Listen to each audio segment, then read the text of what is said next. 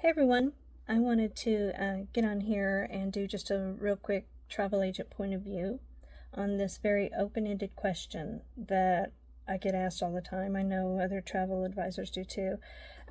Do you have any specials? Yes, yes, there are a lot of specials. There's a lot going on in the travel industry, but it doesn't mean that it would all pertain to what you want, what you need out of your vacation.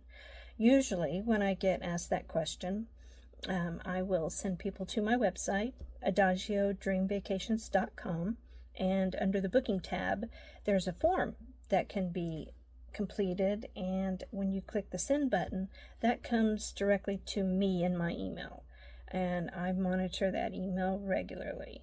There's so many offers that come in. Some of them are like 48-hour flash deals or this weekend only, or some of them have like an extended time frame, a month or so of a special, and they change regularly. So yeah, there are specials.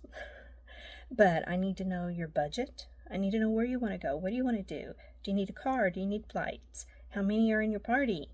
There's so much more than just that open-ended question. I can answer it very vaguely.